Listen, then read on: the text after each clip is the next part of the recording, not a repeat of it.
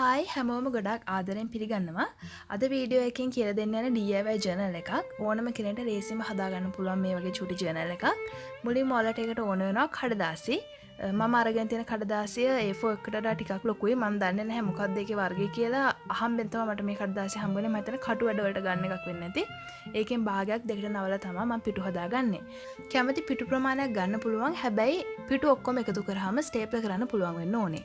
දැන් මම කවර කපා ගන්න යන්නේ. ඒකට කැමති බෝඩ්ඩක් ගන්න පුළුවන්. මම ක්‍රාෆ්ට් බෝඩ්ඩයක් ගත්තේ. මේ ක්‍රාෆ්ට් බෝඩ්ස් ගෙන්න ගත්තේ මම Facebook එකේ තියෙනවා ක්‍රාෆ්ට් ස්ටෝ කියලා පේජ් එකක්. අන්න ඒකෙන් මැනමැන ඉන්නට වඩා මේ විදිහට කඩදාසිය තියාගෙන කපා ගන්න එක ලේසි. කතුරකින් කපා ගන්නට වඩා මේ විදිහට බ්ලේඩ් එකකින් අඩිරුල්ලක් තියලා කපා ගත්තාම අපිට කෙලින් කපා ගන්න පුළුවන්.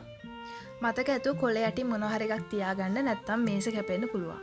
දැන් අපි කවර කපාගෙන ඉවරයි. කවර කපා ගන්නකොට අපි ඇතුළට ගත්ත පිටු වලට වඩා ටිකක් ලොකුවට කපා ගන්න. දැන් කපාගත්ත කවරේ කඩදාසි ඔක්කොම හොඳට නවා ගන්න. හැබැයි ඒක පරිස්සමෙන් කරන්න ඉරෙන්න පුළුවන්. මේක නවා ගන්නකොට ඔයගොල්ලන්ට පෑන් එක ක්ලිප් එකක් එහෙම නැත්නම් අයිස්ක්‍රීම් කෝටුවක් අපි පොප්සිකල් ස්ටික් කියනවා. අන්න ඒකක් පාවිච්චි කරන්න ලස්සනට නවා ගන්න පුළුවන්.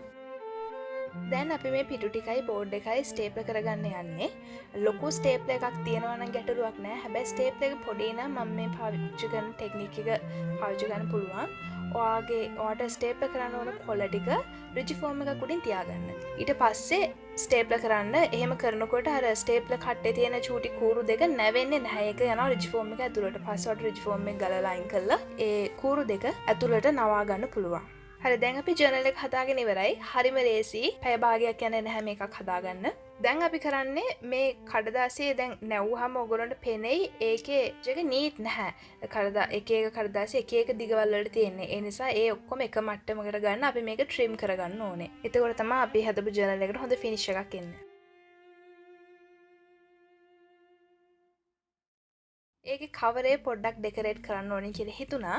මේ අරගෙන තියෙන පින්තූර මම Pinterest එකෙන් ඩවුන්ලෝඩ් කරලා print out අරගත්ත එකක්. කවර් එක ඩෙකරේට් කරන්න black white වගේ තීම් කලර්ස් පාවිච්චි කරන්න ඕනේ කියලා හිතුණා. මොකද මේ craft board එකත් එක්ක හරි ලස්සනයි. කළු පාටයි සුදු පාටයි එකතු වුනහම අපි මේ ජර්නල් හදනකොට පුංචි දෙයකින් ලොකු වෙනසක් කරන්න පුළුවන්. ඒ වගේ එක විදිහක් තමයි මේ කඩදාසි ඉරලා ගන්න එක.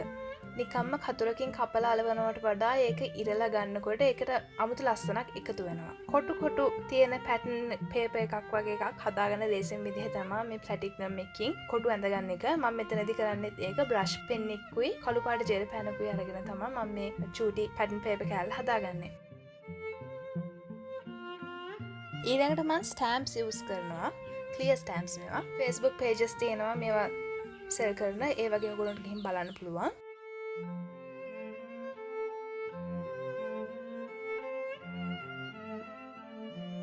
වයිට් ජෙල් පෙන් ඔයගලන්ට හොයාගන්න පුළුවන් බුක් ෂොප්ස් වලින්. සමුද්‍රකේ තියෙනවා, නුවර නම් පේපර් ලයින් එකේ තියෙනවා. මම ගොඩාක් වෙලාවට බඩු ගන්න සමුද්‍රකේ පේපර් ලයින් එකේ. ඊට අමතරව ඔන්ලයින් ෂොප්ස් වලින් තමයි ගෙන්න ගන්නේ, නැත්නම් AliExpress එකෙන්.